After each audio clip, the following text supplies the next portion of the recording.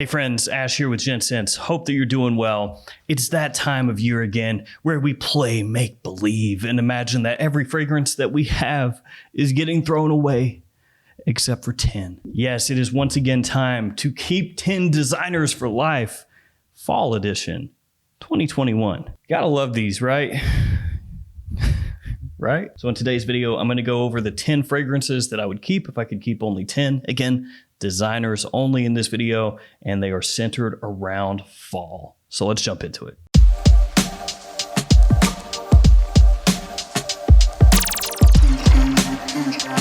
Now I'm gonna put this out there, should go without saying, but this is the 10 that I would choose as of this minute, sitting right here today. If you got in touch with me tomorrow, it might be a little bit different. Now, of course, if you did go through and trash every single fragrance I had, except for these 10, I guess it wouldn't be different, but assuming you didn't, it might be. And one self-imposed rule in this list, I'm not including any discontinued fragrances or any super hard to find fragrances, because a lot of you out there don't seem to like it when I do that. What's the problem with talking about a fragrance that you literally can't sample and the only way to get it is by paying $300? I don't know. I'm just playing with you guys, but seriously, no discontinueds here. All right, let's get this kicked off with Prada Lunarosa Black. And yeah, pretty much all the fragrances that I'm featuring here today are ones that I've talked about a good amount in the past. You know, because I like them. I know, it's a big surprise, it's crazy. Lunarosa Black is my favorite in the entire Lunarosa line, which is saying something because that line has some killer fragrances. I think Lunarosa Black is very unique as far as designer fragrances today.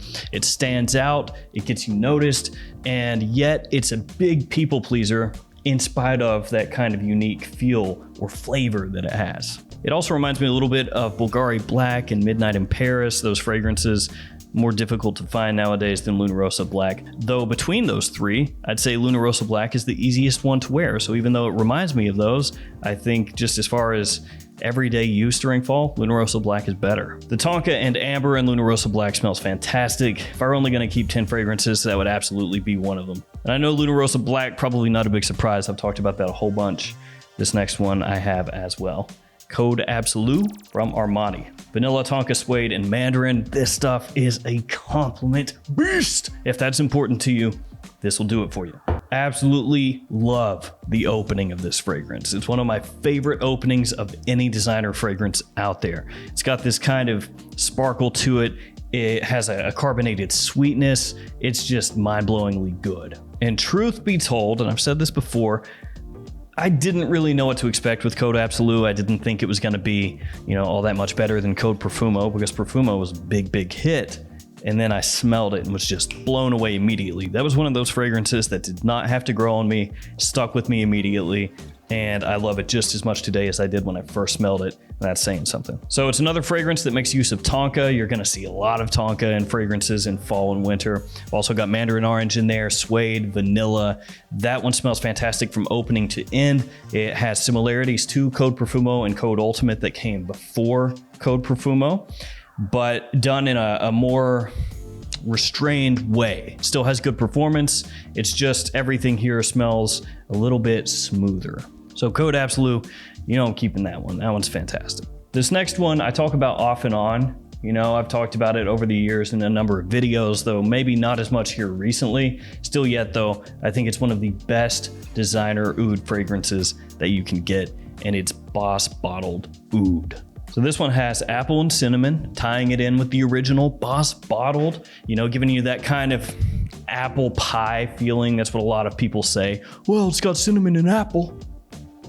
That's like apple pie. Fair enough, I'm not gonna argue with you there. Also has a bit of oud and sandalwood in here. I mean, of course it's got oud. It's in the name. And it has a bit of saffron, which really helps work together with the oud and get across that oud profile, that idea of oud, because saffron and oud, and rose also, but saffron and oud are used together all the time in indie fragrances, in niche fragrances, and in designer fragrances. It's like ginger and citrus. It just goes hand in hand. Now, one thing that's interesting about Boss Bottled Oud is on the packaging, they say it uses real natural oud. Now, if you're unaware, oud is expensive. And if we're talking natural oud, that's really expensive. Now, do I think they put real natural oud in here? maybe a drop. So maybe they had a big, huge vat of Boss Bottled Oud and they had a little dropper and they just went bloop. Now we can say it has natural oud. Now this does have kind of an oud scent profile, which you'd expect, and it mixes together with that original Boss Bottled DNA. I think it smells great. Some people may not agree with me there, but I think it's a fantastic flanker where you have the original right there that you can smell. You know, that Boss Bottled is in there. It's not one of those oud flankers where it has nothing to do with the original. And the oud that they added in here with the additions of saffron and some other things really elevate it to the next level. Next up, let's go with this cheapie that I just love, Halloween Man X. So this one has cinnamon, it has cardamom, it's got coffee, whiskey, and once again, tonka as some of the notes in the scent. And I love the coffee note that's in here. It's kind of a roasted coffee, so it has a little bit more of that burnt edge to it. It's a little bit more aggressive than some other fragrances with coffee in them. For the price, the quality here is surprisingly good because this is a fragrance that oftentimes you can find in that $30 price range, give or take maybe $5. It is the standout in the Halloween Man line. This is the go-to fragrance. If you could have only one fragrance from Halloween Man, this is the one to get. And I think it just punches outside of its weight class, frankly. I think it's really well done. It is a big compliment puller, much more so than you may think when you look at that note breakdown. And like I said, for the price, can't do much better. Let's go from one coffee scent to another. Polo Red Extreme from Ralph Lauren. Now, I've said this before, but Polo Red Intense and Polo Red Extreme, those are the Polo Reds to own. If you get only one, make sure it's one of those, or just get both. The original Polo Red, in my opinion, not as good as those two, and the ones that came after, Polo Red Rush and stuff like that, yeah, you don't need them. Now, if you like Red Rush and you like Red Eau de Parfum and all that other good stuff, you do you, man. Wear it out. But for me, I think Extreme and Intense are the way to go. Now, Red Extreme, this one has coffee. That's going to be the prominent note in here. It's also got blood orange and ebony wood. So basically, you've got your top, mid, and base right there. Blood orange, coffee, ebony wood. So this is giving me kind of a double up on coffee fragrances, essentially done in different ways. So Halloween Man X, you've got that bit of booziness in there. You got a lot of spice. You have that roasted coffee. The coffee in Red Extreme is a little bit smoother. You've got a touch of citrus on the top and then a nice woodsy base. I'm a big fan of coffee fragrances, so those two have got me covered. Let's go with another cheap all-star here. At least if we're talking discounters. Wanted by Night from Azzaro. Wanted by Night is sick. And it seems like lots of you out there know it because you guys voted Wanted by Night as your favorite designer fall fragrance, period, of all time ever, according to you guys. That was a video I did on the channel already. If you've not seen it, you can check it out. So I'm not really telling you anything you don't know. Wanted by Night for the price is just an outstanding scent. It is surprisingly versatile. It's got a big time compliment factor, pretty unique. And for the price, the quality is very high, just like Halloween Man X. There have been times at Fragrance X that you can pick this up for under $30. That's for a 50 ml size. And as of this video, they're sold out, but they've had it at that price point for months. I don't have to tell you, but a lot of the time, not always, but a lot of the time when you start dipping into sub $30 categories, you know, for fragrances, they're not very good. They're pretty bad. I don't know why I was doing that. It was, I was going under the crappy fragrance wave. So when you can get something like Wanted by Night at that price point, you got to take it. I think it's fantastic. Best one in the line. The Most Wanted is also great for compliments. It's great as an evening out fragrance, but just for me personally, if I'm going for one, it's that one. Now I need a little bit of iris up in here. I need an iris fragrance for fall. And there's some different options. I could go Dior Homme Intense. That's my baby. I love you, Dior Homme Intense. But I think that it's maybe a little too intense for fall. So I decided against that one. That one's maybe a little more a winter choice. I could go Valentino Uomo Intense. Thought about that too. But there's been that whole thing with the re-release and the new bottles. And I've been told it's the same fragrance, but I haven't smelled it yet myself. So, I'm kind of on the fence right there. So I ultimately settled on this one. Gentleman Eau de Parfum. It's got orris, vanilla, tolu balsam. This is an evening stunner. This is a fragrance that you can wear formally or just on a night out where you're wanting to smell like $1,000,000, where you want to smell better than the guy next to you. I don't care what you're wearing, okay? I don't care if it's Eros or 1 million or 2 million or whatever. Why hasn't Paco Rabanne made a flanker called 2 million or 1 billion, 1 trillion? Everyone knows the only fragrance that could possibly compete with Gentleman Eau de Parfum on a night out where you're wanting to smell like just an absolute boss is Drakkar Noir. Everybody knows that. Drakkar Noir, though, it's just too powerful. You know, it's too much of a stunner, and that's why most people don't wear it nowadays, because it's kind of like cheating. It's like playing a first-person shooter game and you have an aim bot, you know?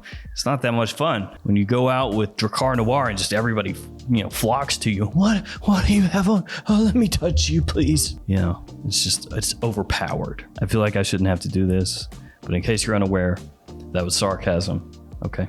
Don't go load up your cart with 10 bottles of Drakkar Noir. Though at the same time, if you wanted to do that, I would be on board. Now, back to Gentleman Eau de Parfum. This fragrance has an amazing iris note. It's not too dense or too heavy. You know, it doesn't come across smelling overly powdery or anything like that. But with the tonka, the vanilla, the tolu balsam mixing together with that iris, it has this wonderful pillow of warmth and sweetness that it kind of rests on top of. And I think it just smells absolutely stunning. So I would absolutely keep that one. Now we're gonna head into some fragrances that are here just for ultimate versatility, starting with Y Le Parfum. Apple sage, tonka, lavender aldehydes. Love this stuff. It's really similar to Y Eau de Parfum, so some people are going to find this redundant, especially if you're not the type that, you know, wants to collect an entire line of fragrances. You want just, you know, the greatest hits, basically. If that's you, I would suggest just going with Y Eau de Parfum, because the majority of people do seem to gravitate toward the Eau de Parfum, so keep that in mind. But for me, Y Le Parfum is better suited for fall. So as I mentioned, this is similar to the Eau de Parfum. If you spray them on side by side, you'll be able to see the similarities right away. This one, though, is a little bit less heavy-handed with the sweetness, and it has a little bit more of a substantial base, we'll call it. So once again, tonka. Good amount of tonka comes out as it dries down. A lot of people would say Le Parfum is the slightly more mature version of Y Eau de Parfum. And the versatility here is going to be pretty much right in line with Y Eau de Parfum. Daytime, nighttime, office, date, casual, formal, whatever. So I would get that and I would reach for that basically when I don't know what to reach for. Man, we're almost at the end. The Scent Private Accord. This one's got cacao, vanilla, maninka, coffee, and ginger are some of the notes in the scent. It takes the scent DNA, infuses it with coffee and chocolate, and guess what? It is awesome. Favorite in the entire line, and it's a line that I do like. It's grown on me so much over the years. When I smelled the scent, I thought, you know, kind of interesting, but also kind of crappy. And then they've tweaked it just ever so slightly, seems like with every release. And man, with Private Accord, they hit it out of the ballpark. Now, last fragrance, this is gonna pair up with Y Le Parfum. So this is another one of my dumb reach scents. It's Sauvage Eau de Parfum. Bergamot, pepper, lavender, ambroxan, and vanilla. Some of the notes in the scent here. I feel like Sauvage Eau de Parfum is the best one for fall for just maximum versatility. It's a little bit smoother than the Eau de Toilette, a little bit less aggressive, less abrasive, less metallic.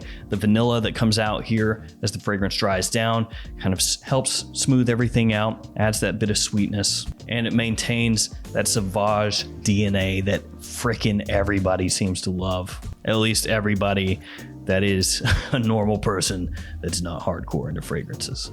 As I said, Sauvage Eau de Parfum for me would just be another kind of dumb reach. One of those fragrances where I just want to smell good to whoever I'm going to be around. Go for that one. And just really quickly, some mentions. These are fragrances that I had to throw in here just as, you know, hey, depending on the day, I might wear this one, or I might choose this one instead of one of the other ones. So really, really quickly, Barbados Vintage absolutely adore this fragrance. The rhubarb in the opening is fantastic, contrasts with the other deeper, richer notes in here. That one's also got tobacco, suede, cinnamon. Absolutely love the opening there. Great scent. And then Ferragamo, Uomo, Tiramisu, Ambroxan, and Tonka. Once again, some of the notes in this one. Great performance, great bottle, in my opinion, and frankly, a great line. You include this one and only Uomo's signature. Another one that's a surprisingly big compliment puller with fantastic performance. Again, kind of a coffee vibe, which is why I didn't include it. And with that, I've talked your ears off, and that's gonna wrap up my top 10 fall designer fragrances.